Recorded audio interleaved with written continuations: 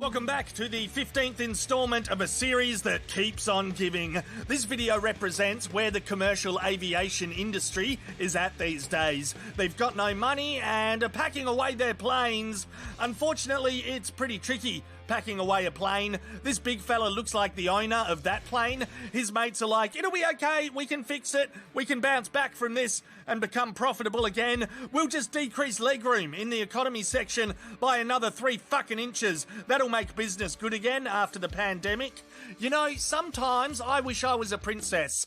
This is a classy way to travel. Strong blokes, a box, an armchair. Oh, I take everything I said back. Princess down. Okay, this is a good way to travel. It looks safer than getting on a plane or being a princess in a box. You get exercise and fresh air. Everyone loves fresh air. An unfinished footpath is a whole other level of evil. That's fucked. Here's a Sheila on a bicycle on a flimsy shed roof. We know exactly where this is going. She rides in, doing the speed limit required to enter destination fucked. Someone give this couple an award. Yeah, an award for the most predictable video on the internet. Action, Courtney. All smalls all the time, Courtney. Yeah, smile, Courtney. Well done. This is a professional gig. This is your big break. Courtney down. She just couldn't maintain the smile. She's yelling, why am I working for the shittiest modelling company in the world? Fair play. I'd be cranky too if I worked for assholes. You're never too old to relive your teenage hobbies. This bloke has still got it. He's quick, nimble, lightweight, flexible. There's absolutely no way he's gonna hurt himself if he gets back into skateboarding full time. Hit the showers, mate. Oh no, disaster! It's nice. He sounds like he's had fun, even though he's in pain. Yeah, let the dream go. Let it go, buddy. Go back inside and sit on your ass. Seeing someone exercise on the beach is like seeing someone have sex on the beach. Get a room. Oh, karma. Let's take a tea break. Some of these videos have been ridiculous. We need to calm down. Oh, bugger me. No, the world is wrong. It's all wrong. It's hard to have hopes when cups of teas are being sent to destination fucked. Running, jumping off a yacht, no worries. Third guy, some worries. Yep, I'll have a cold glass of worries with a shot of ouchies and a large serving of regrets, please. In comes the GF. She's like, yeah, I don't see a future for us. You've either got no skills or piss poor judgment. Cut to important people in Mumbai, India. They've signed a document. It's time to sit down and reflect on the document they signed. This bloke is thirsty and takes a swig of hand sanitizer. His colleagues are yelling, what the actual fuck? That's not how hydration works. Water is the resource you require. He acts like he meant to do it and pisses off to the bathroom to have a spew. This Sheila is thinking, why must I be surrounded by bloody idiots? Seriously, why? It's not funny anymore. Too fast. You're going too fast. You don't need to show off to your wife. She already married you. Yeah, destination fucked. And the kids are laughing at you. This is majestic. This is one of those majestic journeys to Destination F. Yummy. Yummy, yummy, Yum, yum, yum. Overall, however you get there, majestically, quickly, or over a long period of time, doesn't matter. When the moment comes, destination fucked is unavoidable.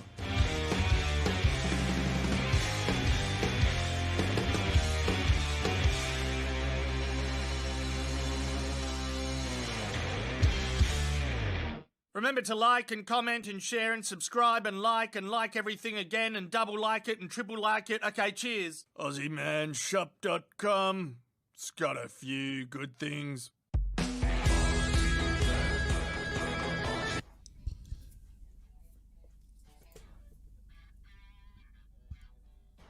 It's Sunday. It's the 7th of March 2021.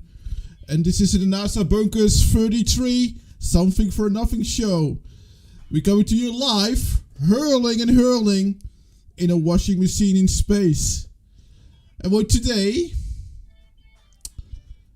we're gonna have a hot date with some beautiful mountains. How you doing, Boomer? Are you up for a beautiful hot date? Well, yes, I am, and in more ways than one, believe it or not, my good friend. I've got all flustery. I believe there could be someone in the chat. But anyway, I'll stay cool, stay cool. Free, brother, free. Okay. Today happens to be the first anniversary of Natalie, a.k.a. Nathan Thompson, a.k.a. Yeah, you've all got different words for him, of his arrest. So first Saturday or Sunday in March, we're going to make the Nathan birthday week, because from here, when he got arrested flat smacking, it was all uphill and flat from there, wasn't it, Nathan? All up to duck suit gate. So this is the first anniversary, or Nathan's first birthday, and he's actually gone backwards in his intelligence. And we did look into some interesting volcano sort of stuff, but I'll tell you what, the jokes were even past our lowly standards. So, yeah, drilling into the molten core, the jokes were even lower than that. So it's pretty good. And we've also got our favourite microbiologist, because we always need a microbiologist when it comes to volcanoes. How are you, TT guy? I'm pretty good, Boomer. Ards, how you guys doing? Yeah, can't complain. That's good. Yes, I'm not sure what microbiology will do in the volcano, but you know, I don't think microbes and volcanoes usually mix too well. I think, volcanoes are kind of the mortal enemy of the microbe. But yeah.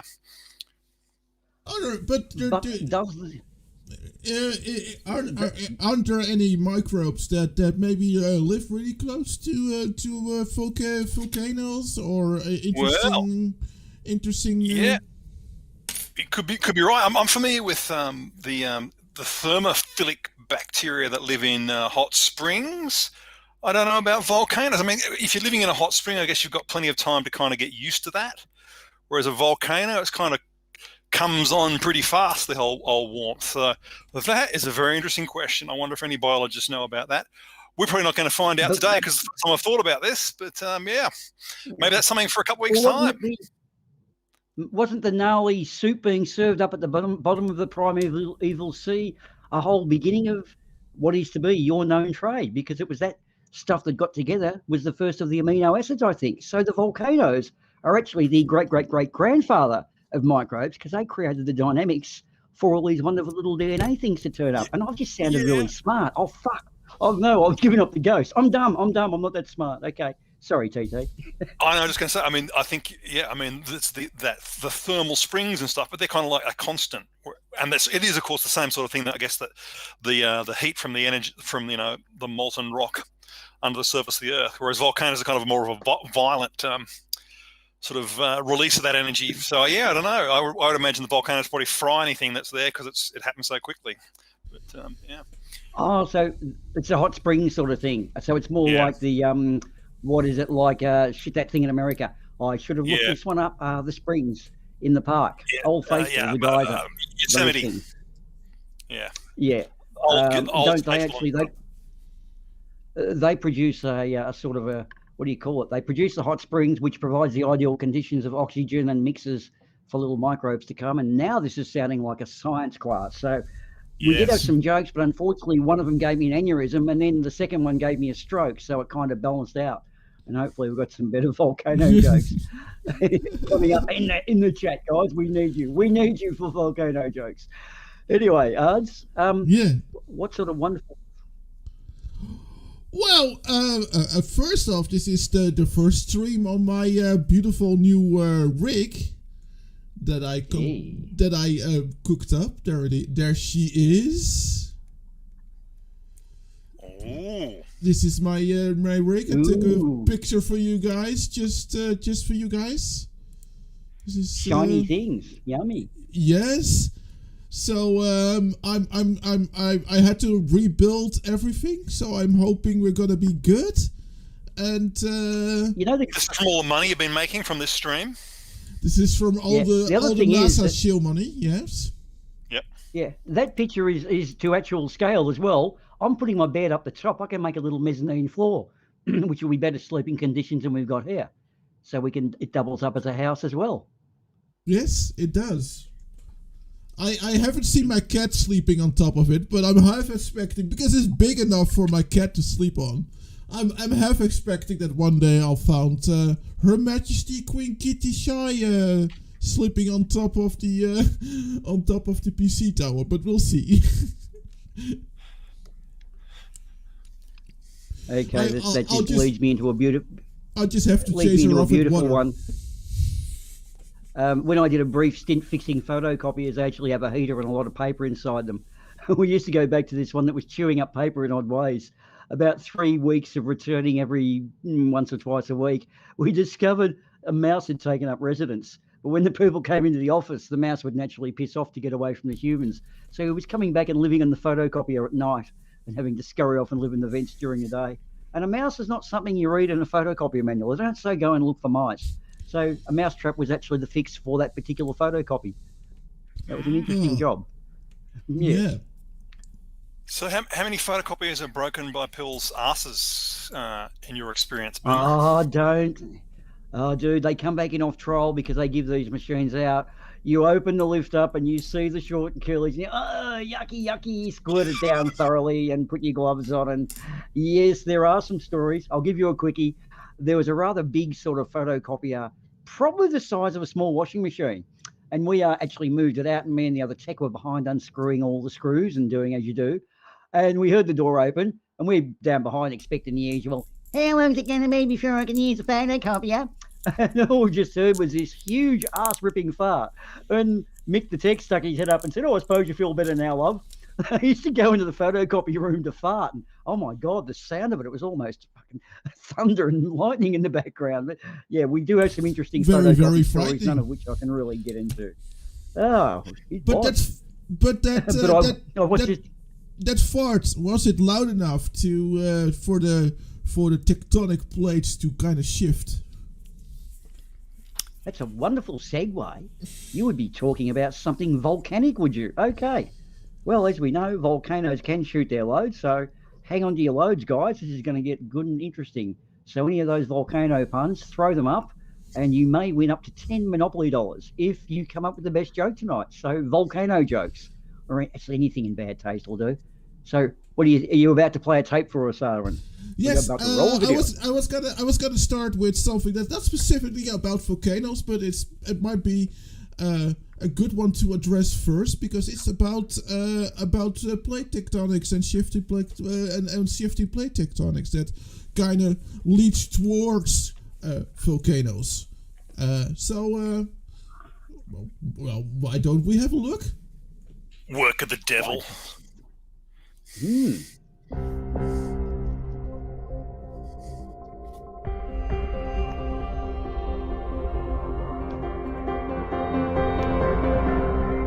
Whenever we turn on the news and see an earthquake or a volcanic eruption, it's a constant reminder that the Earth is alive, that the Earth is in motion.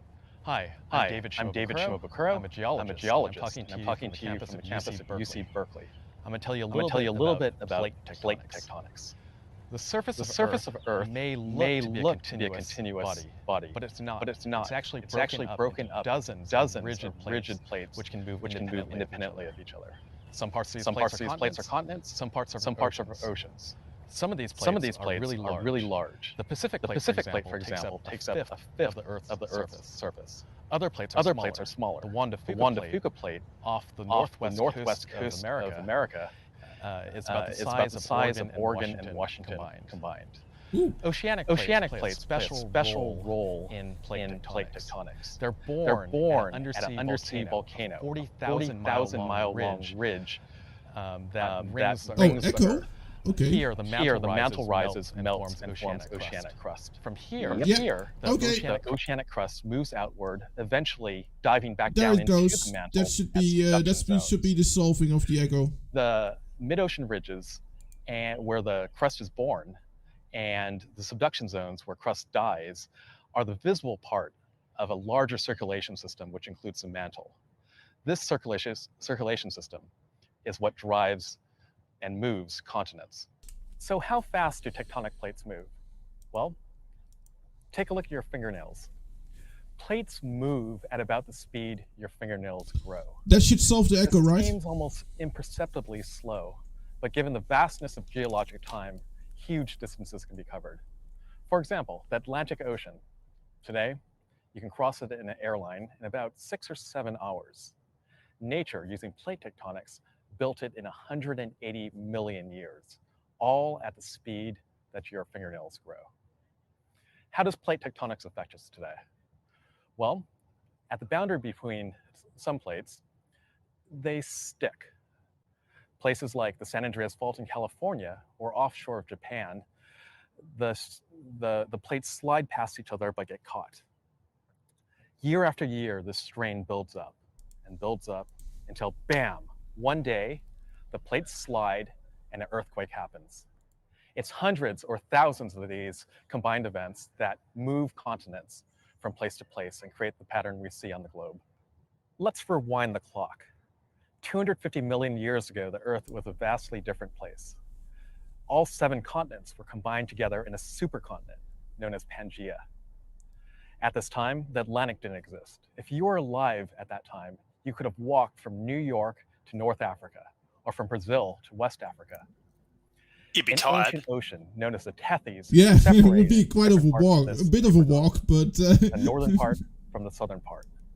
In the southern region, an area known as Gondwana, well, Africa, people did it South because America, Australia, otherwise and people wouldn't be living there. Antarctica were combined together. Things began changing about 180 million years ago when the North Atlantic started opening up. At this time, Gondwana started to split up. Australia and Antarctica went their ways. India split off. It was pulled northward. Yes, we're getting real science, crust, Vesta. Underneath It's Asia. pretty cool. This piece of ocean crust pulled it northward until India collided with Asia, driving up the mighty Himalaya mountains. At that time, the Tethys Ocean also disappeared. We know this because there's fragments of this ancient ocean caught up in the Alps and the Himalayas. This is the making of the modern world. It took nature 250 million years, all at the speed that your fingernails grow.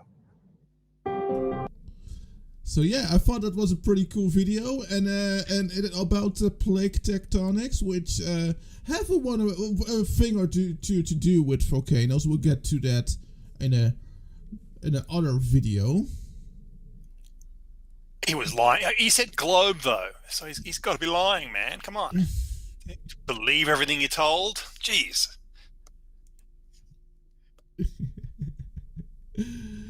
Boomer? Jokes. Boomer seems to be gone for some reason. It's interesting to because as a kid you just learn, oh yeah, the Earth is a globe and blah blah blah blah. This is where everything is, geography and stuff like that. And then it's really weird to think that everything is constantly moving, still moving, basically. No, not basically, just still moving. In fact, just because it's so slow that we can't perceive it. Yeah, but yes, if you take that theory, it helps you understand about the current distribution of some of the plants and animals on the planet. So it's kind of, yeah, it all fits together to make a fairly coherent story. So that's the other interesting part about it. Yeah, Boomer dropped out for a moment. I think that he might have some connection problems. Oh, well, no big loss. Yeah, no, not really. I mean, who needs old people? Oh wait, volcanoes are a pretty interesting thing. I found this really cool video. We're not gonna show the entire video, but I'll definitely post the link in chat so that you can check it out, because it's a bit dry, on the dry side, this video. But it's really informal about volcanoes, and I thought it was really cool. So there's the link of the volcano video, and I thought let's start. Go ahead. We're all amongst fellow nerds here, so a bit of dry doesn't hurt anyone. A bit of dry nerdiness, knowledge, yeah. I mean, no, fuck it. Not at all. Let's just show this. Let's see if I. Volcanoes and volcanic activity are found wherever rocks inside the Earth have melted and rise buoyantly to the surface to erupt. We call molten rock underground a magma. Magma is less dense than the solid rock that surrounds it, thus it will migrate upwards towards Earth's surface. Migration happens along cracks between solid rocks. Gradually, the cracks intersect and magmas pool together in magma chambers, which usually sit a few kilometers below Earth's surface. When magma erupts and flows on the surface, we call it lava. When lava is ejected sky high in an explosive eruption carried by escaping gases, it cools and solidifies quickly as it's thrown through the air. We call these now solid ejected particles tephra, which come in all sizes. Mud or flower-sized particles flash freeze to form glass particles called ash. We call the larger rounded particles cinders. Lavas, tephra, and gas are the primary eruptive products of volcanism. What causes a volcanic eruption? Oh, look at this How can we beautiful simulate one? photo. Let's start with a simple lava eruption and use a garden hose cool. as an analogy. At any given time when the water is turned off, the hose is filled with the water that was present during its last use but never drained. This is similar to magma sitting in a magma chamber. To remove the water, you open the valve to allow more water to move into the hose. So lavas erupt when new magmas enter the magma chambers at depth and push the existing magmas out. I thought it was a pretty cool explanation to kind of explain how that works. Indeed, yes. It reminds me of geography back in the day, but it's been a long time since I've had a geography lesson. So, yeah. Simulation of an explosive volcanic eruption is what happens when you shake up a can of soda. Gases dissolved in the soda will migrate out of the liquid and up to the top of the soda can or bottle, where they will collect and pressure will build. When magmas rich in gases pool up in chambers in the crust near Earth's surface, I love that they made the drawing also look top. like a soda bottle. Pressures will build, and eventually cracks will form that allow that pressure to be released, like opening the can of shaken soda. The gas will quickly escape, rising upwards, carrying droplets of soda or lava. Small droplets of lava flash freeze to ash. The larger pieces become cinders. A volcano is the landform created through the piling up of lava flows and ash deposits when volcanism happens in a single location over a long period of time, hundreds of thousands to millions of years. Let's descend below the surface to the place where the magmas first form. We will pass through the crust, riddled with plutons, across the border between the crust and mantle, and into the underlying mantle. Here is where the magmas first form. Is that Microraptor? What is happening here to make the rock melt? Probably. The mantle that sits under the crust is very hot, around 1,000 degrees Celsius or 1,832 degrees Fahrenheit, which is very close to its melting temperature. To melt it partially, we either raise the mantle temperature or we find a way to lower the melting temperature of the rock. When pressure is low, a rock's melting temperature drops and it will melt more easily. Similarly, in the presence of water, a rock's melting temperature also drops. So now we see that there are 3 ways to melt a hot rock: raise its temperature to its melting point, or drop its melting point by dropping its pressure or adding water.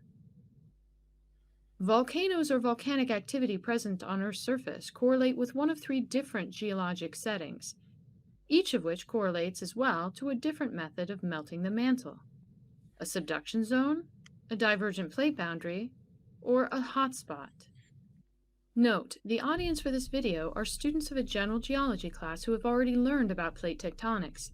If your knowledge of plate tectonics is weak, please review the video tutorials on plate tectonics before continuing. So I hope you people listening in the earlier video then. Yeah, There will be a test. There will be a test. Well, actually, I cut out. There was actually originally a test in this video, and I actually cut it out.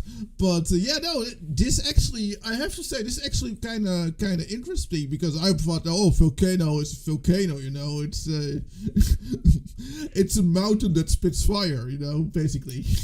But apparently, So Boomer, what are the 3 ways you can melt rocks? yeah. Well, not just that, but it's also like that there are different kinds of volcanoes and stuff like that. I was like, oh, you know, lava is lava, volcano is a volcano. Huh? Volcano go boom boom. That's all you need to know. Yeah. Basically, yeah.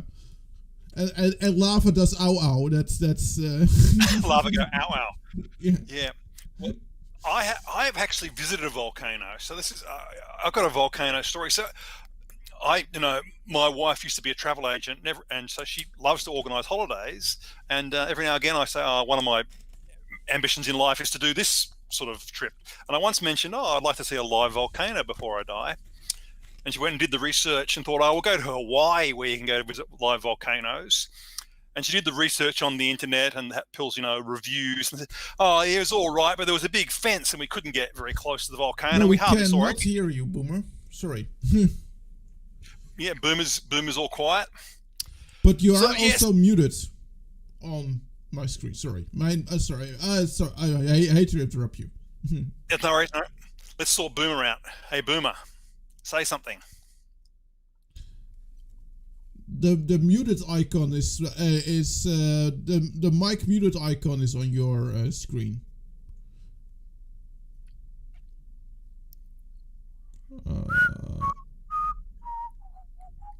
Well, I'll continue my story then. Yeah, go ahead. While Boomer's sorting that out. Hello, Boomer. So we, my wife then discovered that in Vanuatu, there's an island called Tanner Island, and it has a volcano on it called Mount Yasser. And they basically just drop you at the bottom of the volcano and say, walk up there, don't fall in. And that was quite an experience. It's sort of, it's kind of like visiting hell, this Mount Yasser volcano, because of the dust and ash, but it's also tremendously exciting. So I recommend, if you like volcanoes, go to Vanuatu and visit Mount Yasser, because it's erupting all the time as well. It's a permanently erupting volcano, so pretty much you can guarantee if you go there, you're going to see an erupting volcano. That is pretty cool.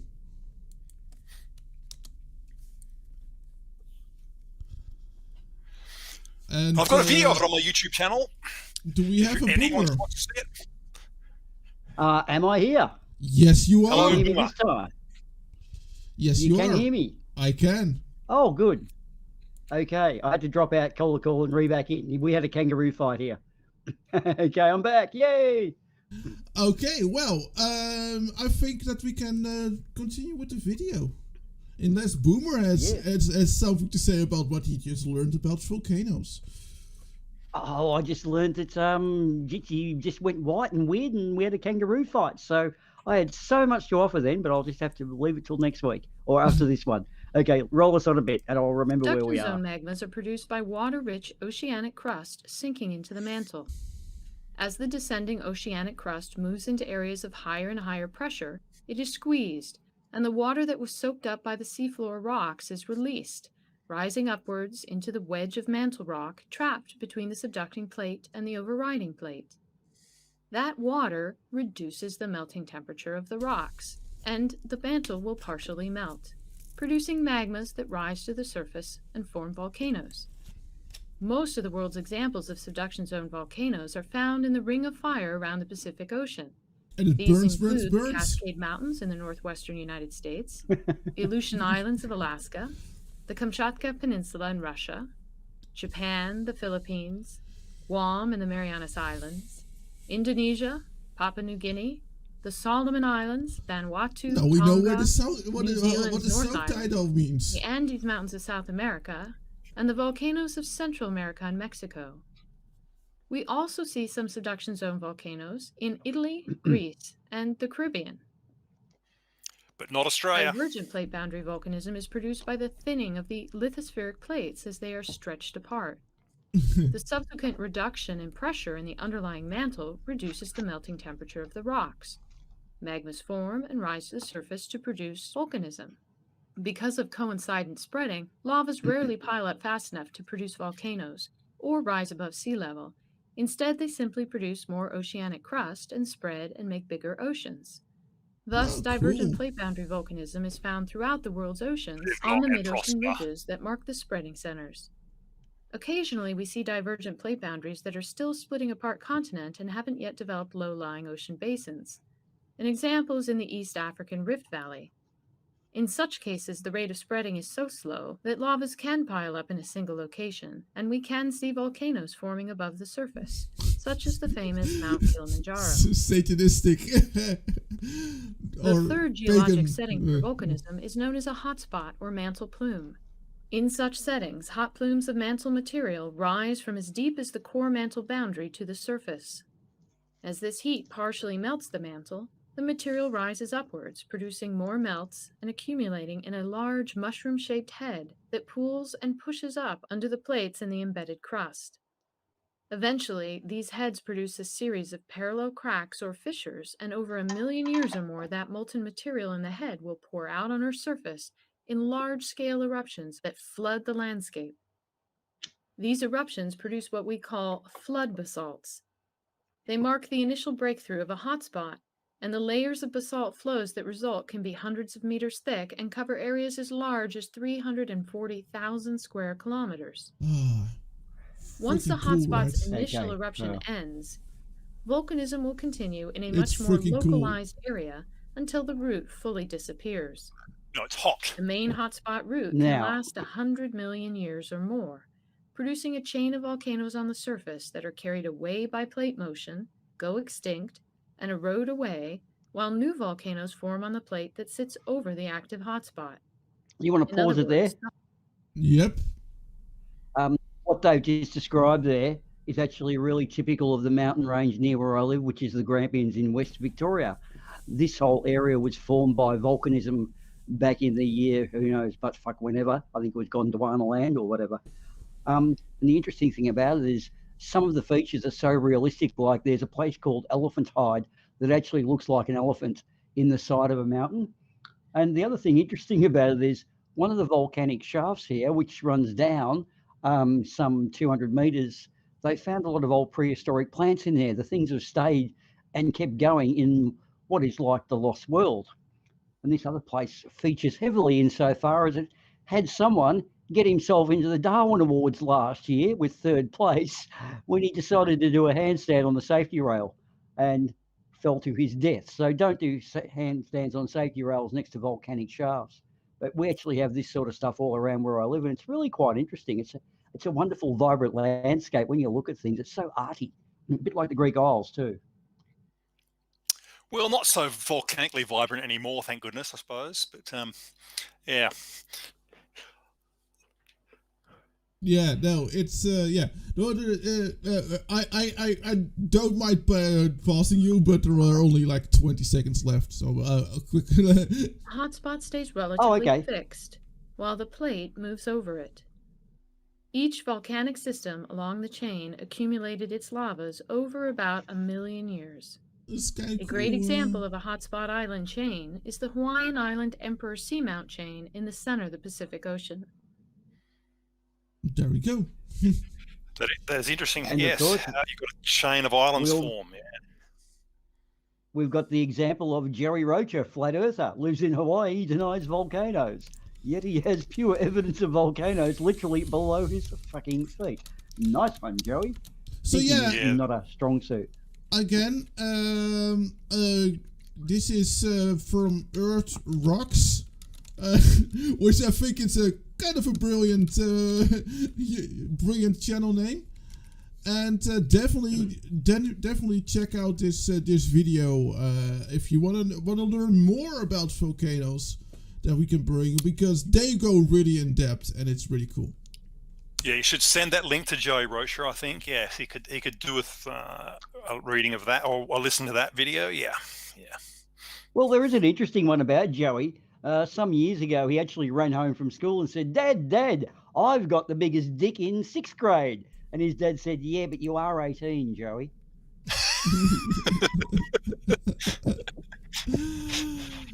Oh no, that was terrible.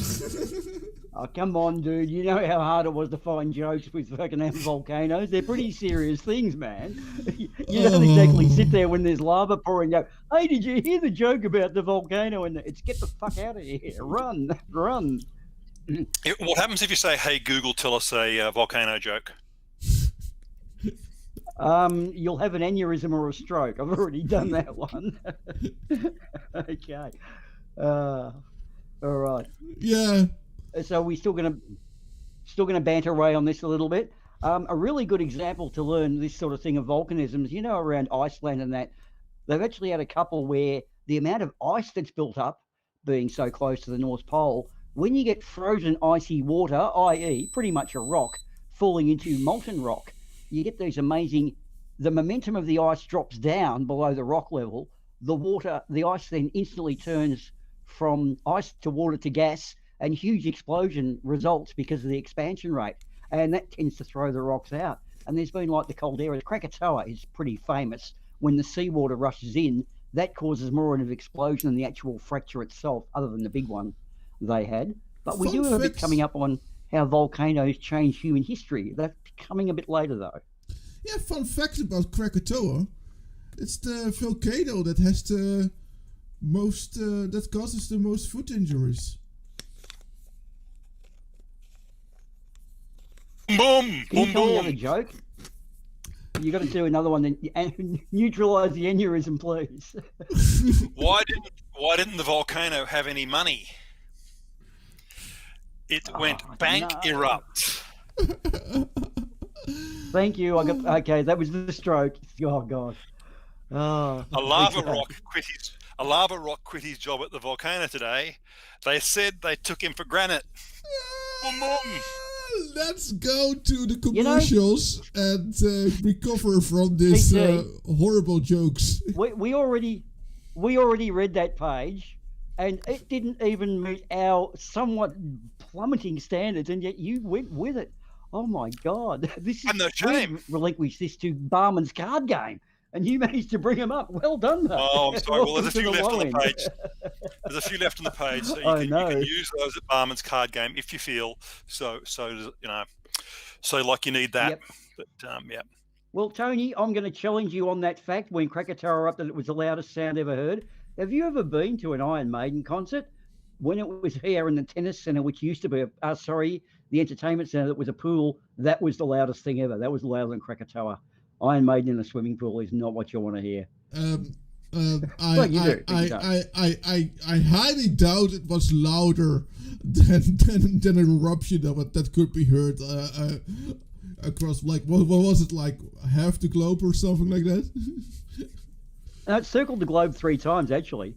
I have a feeling it's either the sound wave or the pressure wave in the ground. I'm not sure, one of those. The seismic or the sound wave. I should really research these things a bit more before we go on, shouldn't I? But yeah, maybe. We got busy. We're busy researching other things. You can research it during our commercial break. Right.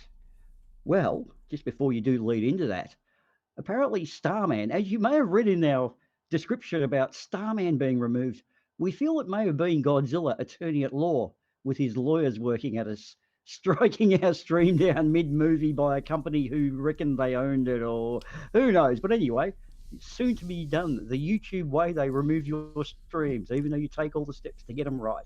So, what have we got in the way of Godzilla? Because I don't like him very much now. Well, I've done some research, and he can be pretty nice when he's not hungry.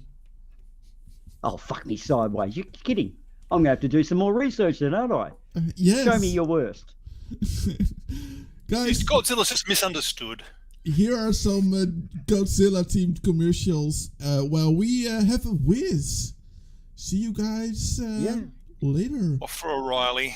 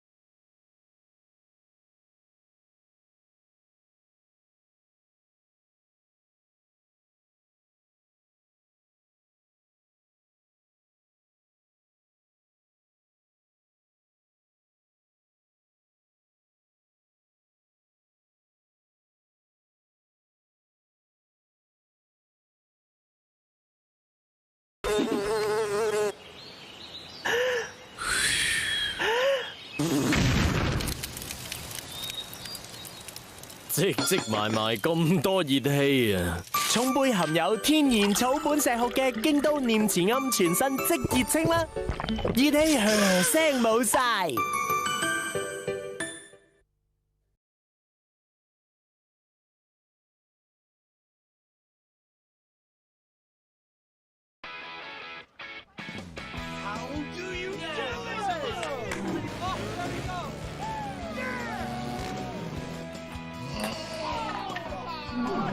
Godzilla's actually pretty cool, except when he's hungry. What's wrong with Snickers?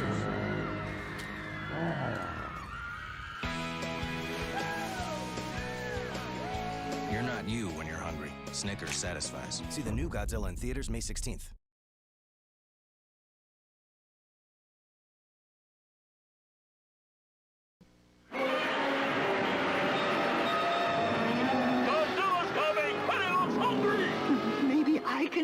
What can you do? Tempt his tummy. Tempt your tummy? With the taste of nuts and honey?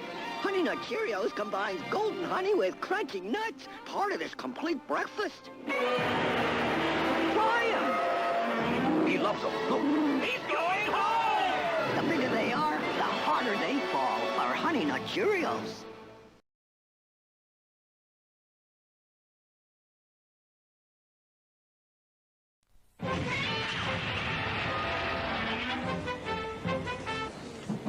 近頃主人の帰りがなんだか早いんです。あ、小島さん、番組録画して自分だけのカラオケテープ作ったりして。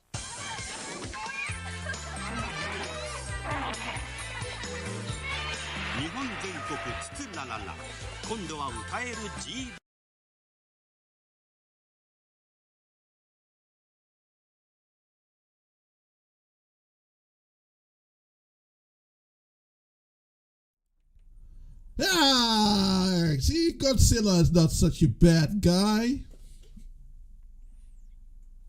Well, he does have his positive moments, but I mean, I suppose he's been misrepresented because all I was ever shown was him just coming into the ocean, throwing his death rays at Tokyo, and the Army, Navy, etc., calling in Mothra and things like that. Yeah, so, maybe I'm a bit turned around.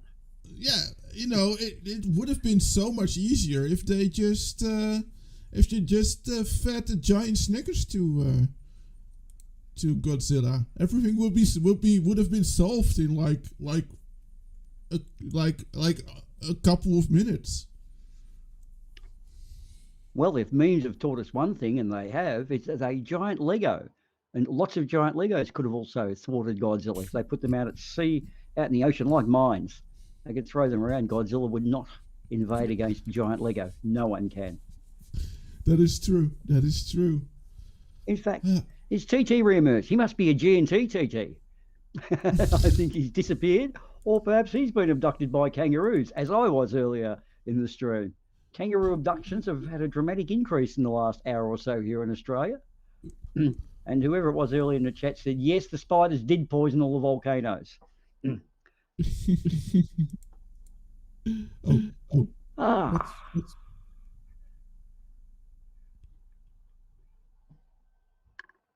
Sorry, missing you there. No. I was hearing myself back somewhere for some reason. I don't know why. So we're having those new PC. Oh dear, now I've got to do all this again because I'm so used to doing it in the old one. But we do have a new PC on board. Wow. We've got some pretty good software nowadays. You reckon we could learn to drive it? It's like having a Formula One car and none of us have got enough, our feet don't reach the pedals. Oh well, anyway. So after that one little... Whoa. Yep. Again. Why? What's happening? Am I... Oh no, there's two of you. There's two other ones. Okay, oh, no, fixed. My worst nightmares have been realised. Fixed. I was screwing around. Oh, no. You know what? Let's just go to volcano benefits and.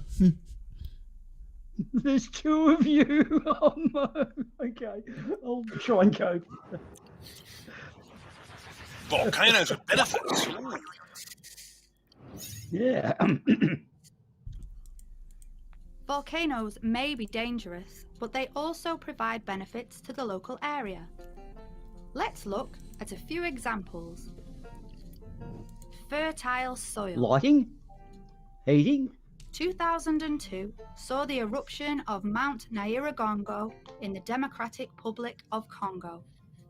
Almost 150 people died and nearly 500,000 people fled the country. However, farmers are now discovering that their crops are growing far better than before, and they are earning twice as much money. This is because lava contains iron, phosphorus, and potassium. These end up in the soil, providing extra nutrients for crops. Land formation. The world would look very different if there were no volcanoes. More than 80% of the Earth's surface was originally created by volcanic activity. Mountains, islands, and the seafloor all owe their shape and size to volcanoes. The Hawaiian island of Kilauea erupted continuously from 1983 to 2018, changing the landscape every single day. Geothermal energy. Volcanic there you go. geysers and steam vents are a source of heat and energy for many living organisms. Yep. Humans have also learned to take advantage of this geothermal energy, heat from beneath the Earth's surface. At geothermal power plants, the heat from deep inside the Earth is used to turn water into steam, which is used to make electricity. Around 17% of New Zealand's electricity is produced in this way. Raw materials. When volcanoes erupt, gases and minerals are brought to the Earth's surface from deep underground. These include sulfur, gold, aluminium, nickel, copper, and diamonds. Can you imagine being depressed because you're completely broke because a diamond crushed your house? I know. She said aluminium properly. That was good. She also said the Public of Congo, not the Republic. So it's the old public because they renewed it at some stage. Yeah, the Republic. They do miss out on there. they republished it. Yes. I think the mic just dropped There's out. a lot in that. A lot in what's happened there. Some of the stuff they brought up with dynamics, what was the Roman Empire, covered in an episode by our good souls a month or so, 4 weeks back, I think. Italy basically was a mountain range. Yeah, it was a brilliant episode. We did well. Anyway, Italy was basically a mountain range in the Mediterranean, which was the dynamics, and of course Vesuvius, the famous one, which we'll get onto a little later.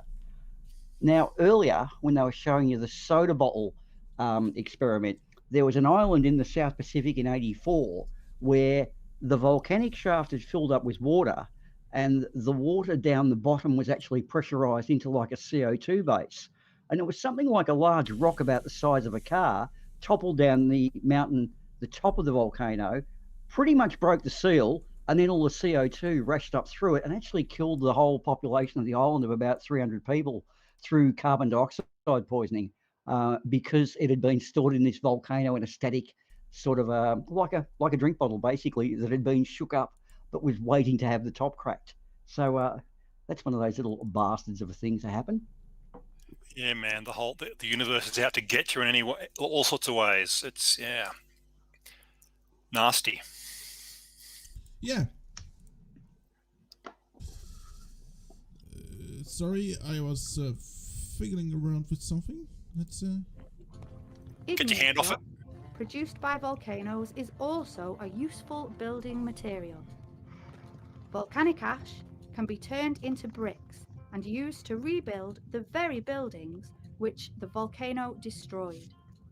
One example of this is the Kopeng Mosque in Indonesia. Tourism. Take that, volcano.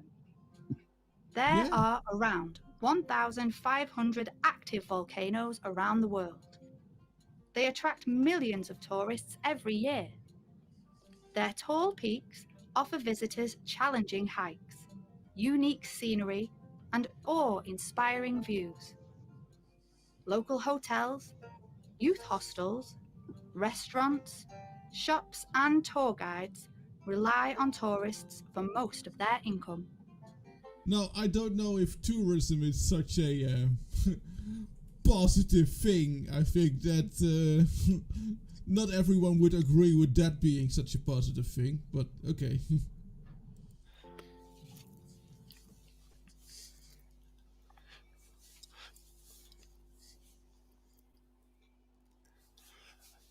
So you don't like the tourists coming and staring at your windmills, huh? What we often find is that tourism often leads to a lot of side problems, especially when sites become really popular, and so many people can get there that you know it's environmental degradation caused by the tourists. Yeah.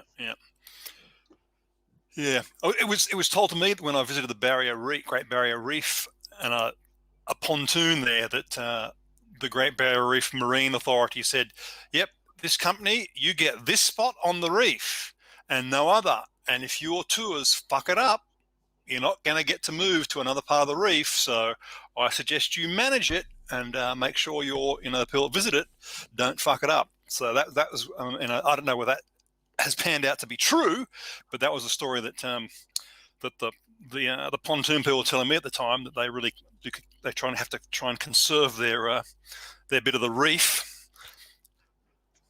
So that's one way of maybe dealing with it. Just to tackle the chat a little bit, Tony Regine, yes, it's correct. The Roman stuff, they did use volcanic ash, and that concrete apparently is the best ever, and that's why some of their buildings are still standing, as we covered in our recent one, and Microraptor. The windmills aren't why they're visiting Arduin, I can assure you of that, and 2 Arduins does scare me. It scares me a lot more than it'll scare any of you. It's the tulips then. Yeah, or the dikes. Actually, there is more to the Netherlands than wheat, and there are indeed people who don't come to the Netherlands because of the wheat. They actually do come for the windmills and the flowers, and even though windmills aren't Dutch, we just happen to have a lot, and tulips aren't Dutch. We just managed to grow and sell them really well. And well, there's actually not a lot that is actually Dutch. And weed isn't Dutch either.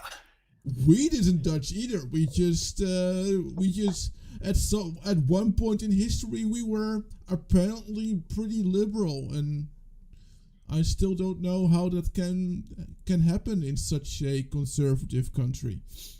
So anyway, it's a bit of a phenomenon, isn't it? I mean, but is it that even a conservative Dutchman is more liberal than the average, American, for example?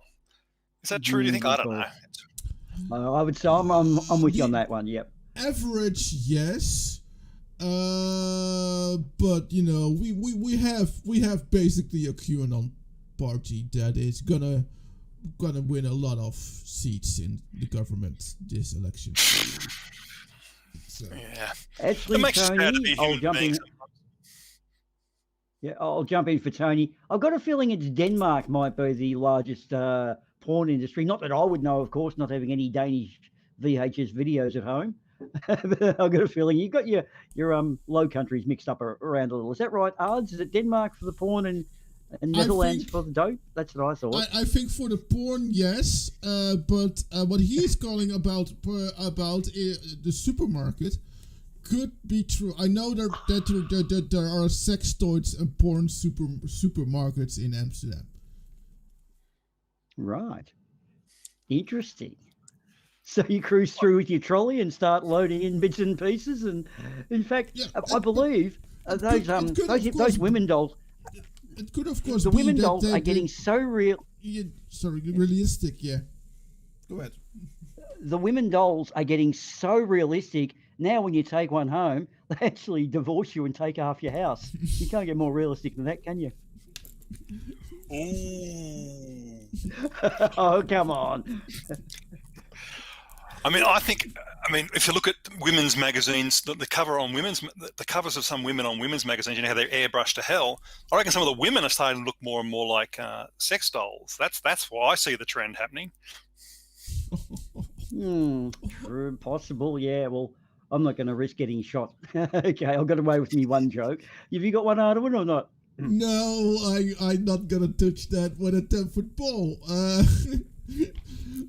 I'd rather be destroyed in a volcano in ancient Rome. Yes, I'm with you on that one. Okay. Oh my God, this is getting to me here. Are we up for another? Yeah, that's. Sorry, I'm consulting us. Yeah.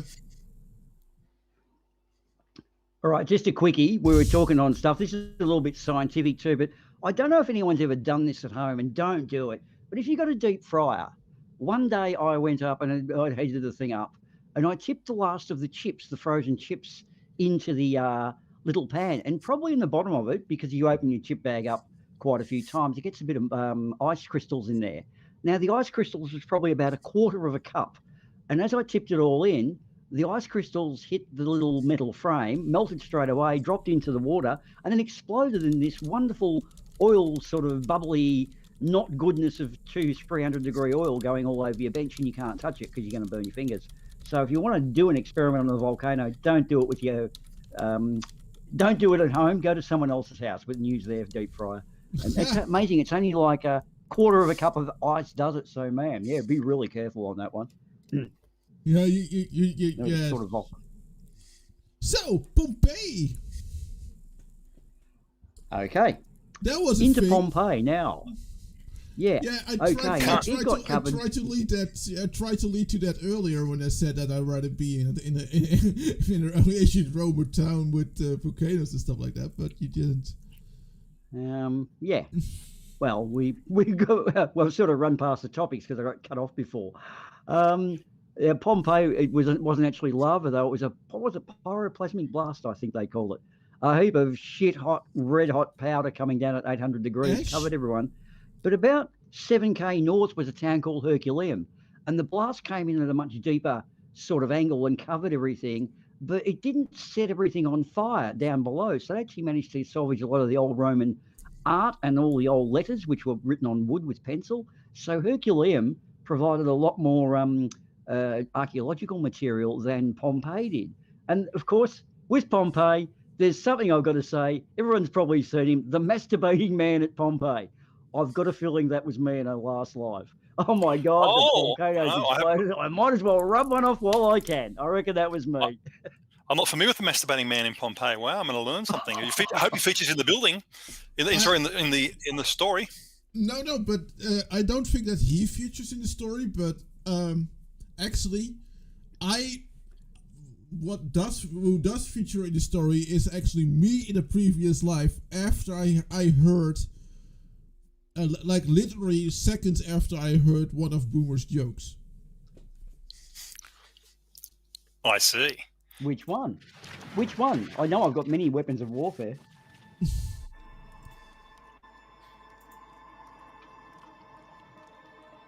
Have you guys seen the way this poor guy was killed during the legendary eruption of Mount Vesuvius? You've probably never seen this coming, but it's like something straight out of a Hollywood movie in terms of the way he died. Can you imagine seeing this event in progress? The estimates are that 100,000 tons of molten magma were being ejected I heard one of Boomer's joke and my skills got crushed. For 18 hours. Isn't that astonishing? The poor guy was just one of many thousands who perished, but there's no doubt this is one of the most spectacular skeletons on the Earth. Pompeii was simply epic. We only rediscovered this place in 1748, and the tale of a truly catastrophic event which took place here. It caught the local population utterly unprepared, even though all the telltale signs would have been there to warn them.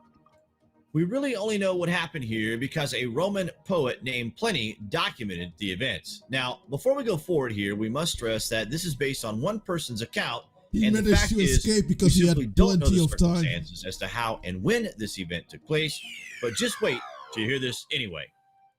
Pliny's account leaves no doubt that everyone was caught unprepared. His uncle, known as Pliny the Elder, was stationed in command of the Imperial Naval Base on the northwest extremity of the Bay of Naples. He was not only the senior military officer in the district, but possibly the most well-informed living Roman on matters of natural science. His 37-volume Natural History is the longest work on science in Latin that has survived from antiquity. But for all his science and his seniority, his nephew tells us that the elder Pliny was relaxing after a bath and lunch when Vesuvius started to erupt, and the sight of a column of smoke like an umbrella pine on the far side of the bay triggered a response more of curiosity than of alarm in him.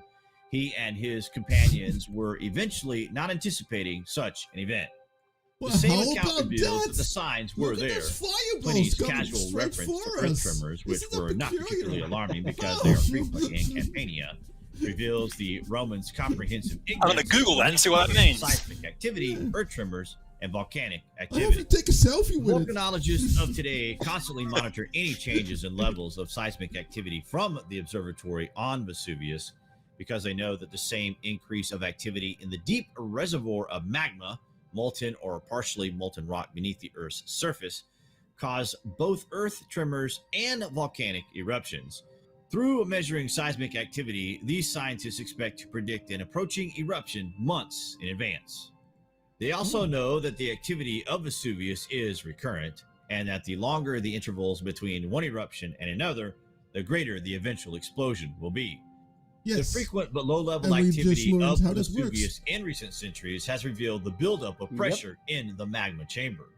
The catastrophic magnitude of the eruption of AD 79 was connected with the extended period of inactivity that predicted it. A long interval combined with mounting seismic activity is a sure sign of impending disaster. Of course, the Romans could not know this, and our own knowledge owes much to the care of Pliny's description. The long inactivity of the volcano naturally lulled the people of the region into a false sense of security, though they were aware of the signs of burning at the peak of the mountain. They were not the first to be lulled. Recent excavations at the site of the new NATO base at Griciano on the north of the bay have revealed two catastrophic eruptions that preceded that of 79 and wiped out the population of a densely occupied territory. The most important earlier eruption, known as the Avellino Pumice, occurred around 1800 BC. Several sites, especially one near Nola, revealed the destruction of Bronze Age settlements with their huts and pots and pans and livestock.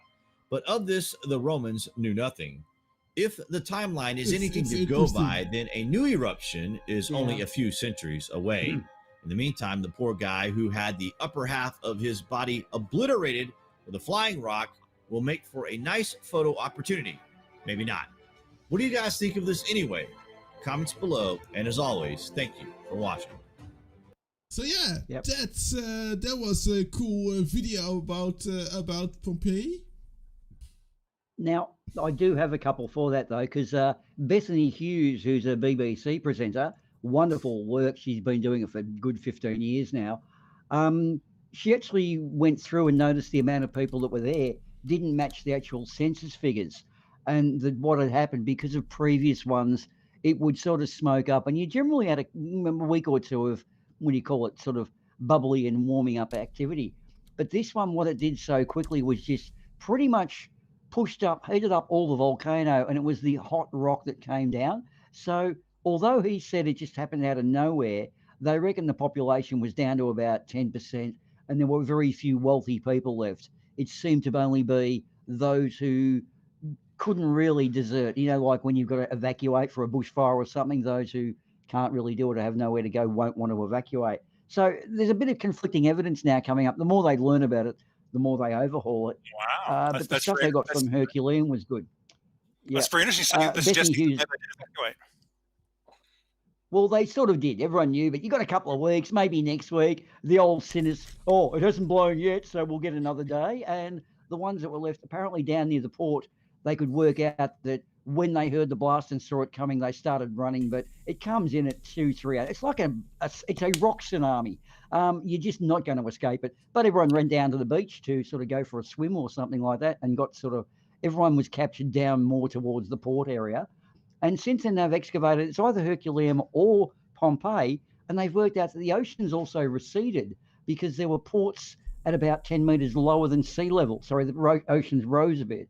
So it was being built while the Mediterranean was still filling up too. So they actually, the ports regressed back into the mainland too. So BBC really do some kick-ass documentaries, and they're coming up on YouTube now. So enough of a rant from me. You have it. Now it's your turn. But don't show them. Don't show them on your live stream, though, whatever you do. No, absolutely not. No, and we don't need to give them a plug because the poor old BBC have got plenty of subs. But yeah, that is quite interesting. Talking about predicting these things, of course, that's the holy grail of to be able to predict when a volcano is going to erupt.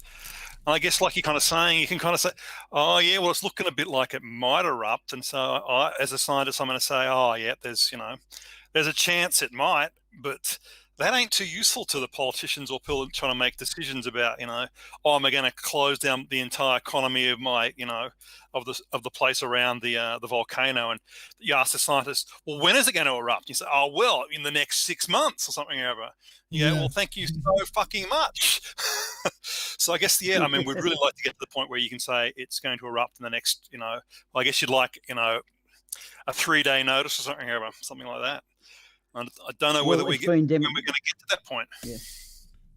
Human nature's been demonstrated in the recent coronavirus stuff, whereby you don't want to close economies because people get pissed off. And I agree, like cabin fever for the last year hasn't done my head too much good. Lucky I've been able to research things to stay sane, if that's what some people would call it. Look, another thing that did come out when they excavated Herculaneum, because a lot of the actual literature was left, they found a certain name, and it cracks me up because it was Maximus, which immediately takes me to Monty Python and Naughtius Maximus. But his name was so common, they worked out that that was now a surname, and that slaves, very good slaves, were actually given their freedom and citizenship, which is something to earn in the Roman sort of civilization. It took 25 years to become a citizen in the army. And they would release a slave and allow him to become an entrepreneur, because then all the other slaves go, hey, if I fire up and put my head down and my ass up, I too might earn my freedom. And so they worked out a whole lot of economic stuff about Rome. It was a little bit of a communist situation, a bit of a socialist sort of form within the little towns. Like they weren't all strictly one government. It's of course also like it's also a little bit mean, because how many slaves did actually, were able to be free and become an entrepreneur. It's also a little bit mean spirited. This is sort of a way to actually oppress your slaves even more, by giving them a glimmer of hope that many of them are gonna reach. Yes. Yeah. But that's better than no hope, because then you have uprisings and surf mentality. So you've got to just drag it enough away from surf mentality to make them not uprise. Because slaves can live on poo. That's oppression. That's that's pretty horrible. During our Roman episode, we talked about bread and games for the people. That's the same idea. Give them food and give them entertainment, and then the chance of riots are less because you're being such a generous ruler that you're granting your people free entertainment and free food. So why would you complain? I tell you what, we are plugging our previous streams pretty chronically tonight, aren't we? Is that because we're lacking actual material, or is it just going that way? Well, predicting earthquakes, predicting volcanoes reminds me of the other story. And I recalled this story, and I didn't hear the final, breakdown of it, and I just looked it up. So in Italy, they sent 6 scientists to jail because they failed to predict an earthquake. And I thought, that's a bit harsh, because I thought we didn't have any technology to really predict earthquakes. And the judge was sort of saying, well, you should have predicted this earthquake, because after the earthquake happened, I was 100% correct in predicting the earthquake. So why weren't you 100% in predicting the earthquake before it happened? And so these 6 scientists got sentenced to jail, but they got out on appeal. So I think a little bit of a happy ending, but that was interesting. What was the actual charge? I'd like to see on the rap sheet. Not predicting a volcano, 10 years in jail. Hardly any case history on that one. Probably negligence with that caused death, with cause of death or something like that. Yeah. So there was a bunch of tremors. And they in the city, and they had a major risk commission held, and they got these experts on board, and the experts said, I don't know whether we can say these tremors mean there's going to be an imminent earthquake, because I think that's what some seismologists will tell you, that when you look at seismology, you see all these tremors, and a major earthquake doesn't happen. So, but yes, you do also see tremors before a major earthquake. But that doesn't mean, one doesn't necessarily predict the other, just because you see them in front of an earthquake, but sometimes you see them when there's no earthquake. So what are you going to do? So, I mean, the seismologists offered the advice, well, we can't really say whether this means there's going to be an earthquake or not. So, yeah. Well, I believe during a stock market crash, a lot of brokers were actually charged with giving negligent information, because up until then, you just buy high and sell low, or do whatever you do. And they just kept running along to the same old pattern, and then discovered when everyone lost their life savings, they were actually obligated to a duty of care, because they're charging. If I give you advice on buying Bitcoin and you go bankrupt, you can't come and get me because I just said it in a pub. But when you're actually charging for it, there's a whole little plethora of wonderful little lawyers that are going to try and get some money somehow. And it's also because a lot of them were at the same time having those bets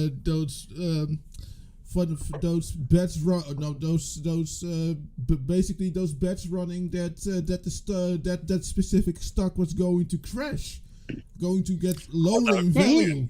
So they were setting you. For example, they were saying that it was a really good idea to buy stocks from Royal Shell, and in the meantime, they were also financing the shit out of making sure that Royal Shell stocks would plummet. Basically, shorting. They call that shorting, don't they? Shorting, yeah. So a lot of bankers went to jail. Financial advisors went to jail because of that reason, because they were actually selling you something which they knew they were shorting at the same time. Right. Yep. So that's the duty of care. Look, a really good example though on figures with volcanoes and all the influences, once you have a few variables, it does become astronomical, and I mean this by literally. Watching QI, which is quite interesting with Stephen Fry the other night, if I have a deck of cards and shuffle it, I have just done something that no other human has done. Because of the way 52 cards works on a factorial basis, which is 52 times 51 times 50, etc., etc., it gets to a figure. They put it up on the screen, and it was a paragraph. It was like 4 lines of about a billion or trillion each.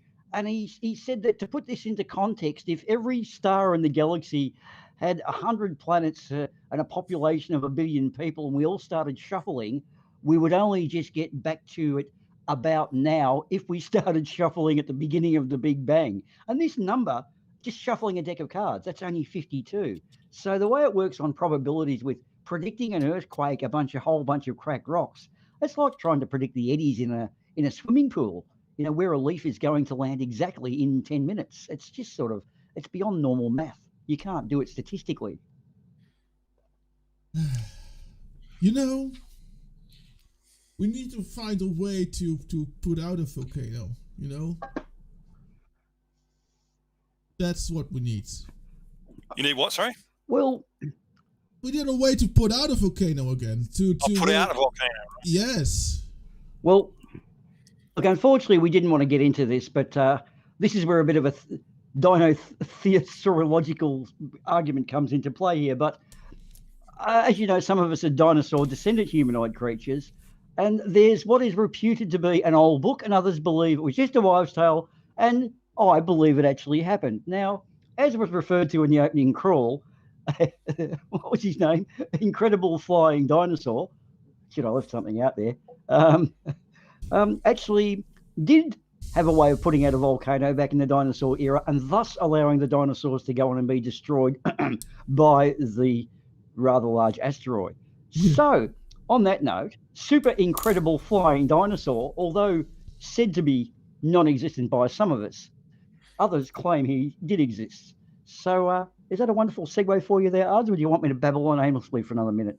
No, it is an amazing segue, and we can talk a little bit more about it after the video. So let's start with our ending video of the night.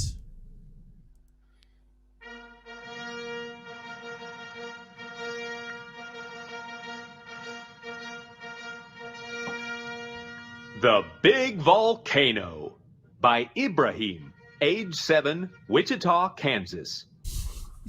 The big volcano burns the dinosaurs. There is no water. They can't climb the side of the volcano and spit in the volcano. One day, a brave little dinosaur is going to save the day.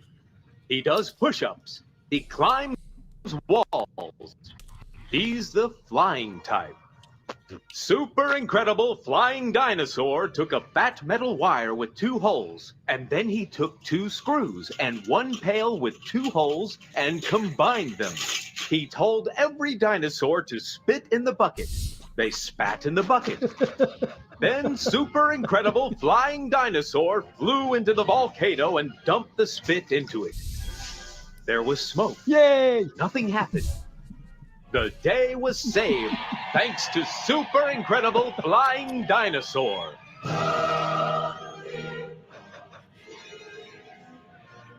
Go, Stifford. We love you, Stifford.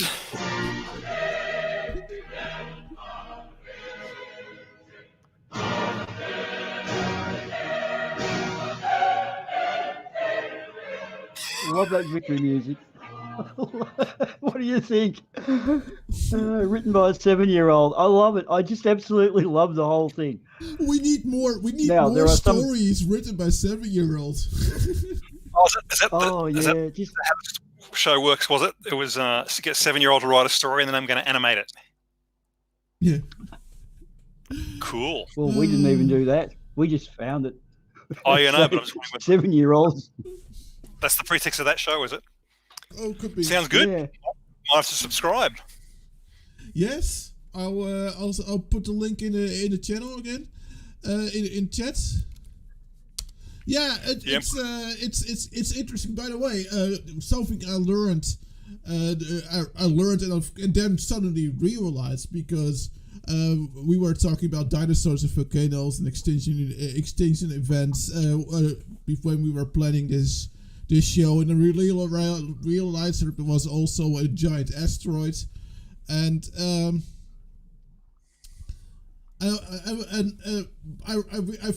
it's easy to forget that there are more than one extinction event. Yeah. So I was like, what's the volcanoes or the big asteroids that of the dinosaurs? And the answer is both, basically. Yeah. Yeah. Well, I mean, isn't it? Okay, and now one of them is the supervolcano in Yosemite, isn't it? There's a supervolcano that might erupt one day. No, it's actually Yellowstone Park, and Tony Regine has just brought it up. The caldera is something like 1,200 kilometers across, and if that ever lets go, it's goodbye US of A. And they all panic about it every day, so maybe we should just keep scaring them if we want to. But it is huge, and the US was a very volcanically, active area many years ago, but Yellowstone and Old Faithful that we referred to earlier. So thanks again, Tony. You are always a wealth of knowledge in the chat. You really do bring up some good stuff. And yes, Microraptor, it was Stephen Fry. Yep. And I incorrectly said Old Faithful is in Yosemite when it's in where is it? In Yellowstone. In Yellowstone. Yellowstone. Yeah, Jellystone. Yes. Not to be confused with Jellystone and Boo Boo, Smarter Than the Average Bear, and Yogi Bear and all that. Yeah.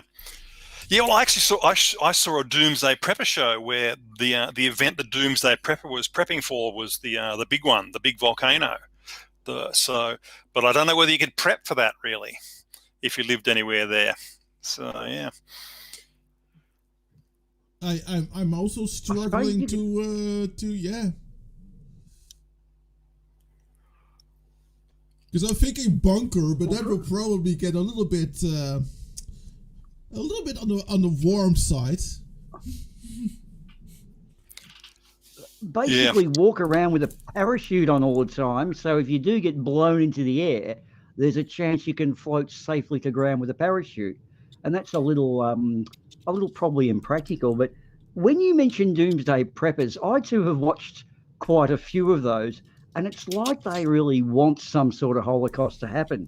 If I was in that situation and was building a block of land, I'd be taking the kids out saying, let's all go out and have some fun. Oh, by the way, this happens to be a great little bug out location. But the way they present it as in such, you've all got to come and help me and the end times are coming and that, it's almost scary, isn't it? They really need to have this thing to happen. That's what they cling to in life. There's families that basically have their doomsday prepping training with the kids like every other weekend or something like that, where they basically simulate the apocalypse every other weekend. Yeah.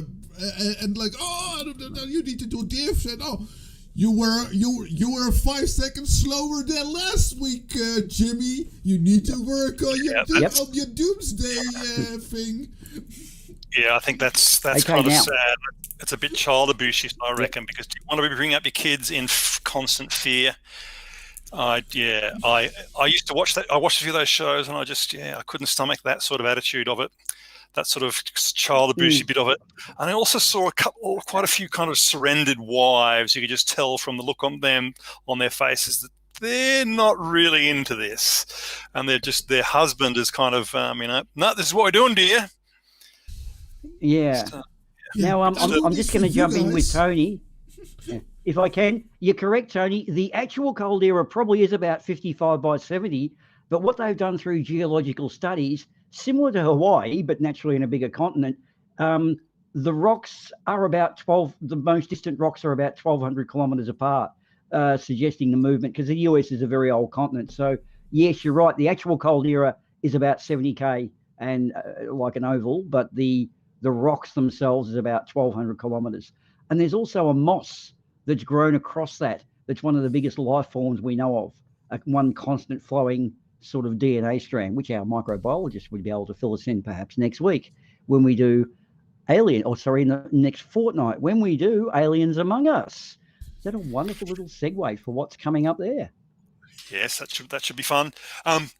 I'm looking at Popular Mechanics by an article by Phil Plait, who's an astronomer, and you want to know the top 5 ways the universe is going to kill you. There's an article on that. Death by asteroid, death by exploding star, death by dying sun, death by black hole, and death by ENNUI, which I don't even know what that is. Wow. But, death by dying sun is still a couple of years off. Yeah. However, you can do all the stats you can say, but I have one conclusive one. The leading cause of death is being alive. Yep. Well, yeah. 100% of the people who ever drank water also died. Yep. Right. So there are hazards everywhere. Oh my God. So I'm getting quickly think of who you would like. I'm getting a little bit afraid, so I'm thinking I'm gonna end the stream and cower in fear in the corner of my room. And prep. I too will curl up and rock back when forward in the fetal position. So we best plug the card game, sarcastic Barman's card game. But then why bother plugging it? Because we're just going to be dead anyway. But Barman's card game, if we're alive, Holocaust or nuclear exchange notwithstanding, is in about 10 hours' time. So Arduin and I will be pulling out the lowest of low jokes we can. We are going to try and kill Barman. We broke him last week. We've nearly got him committed.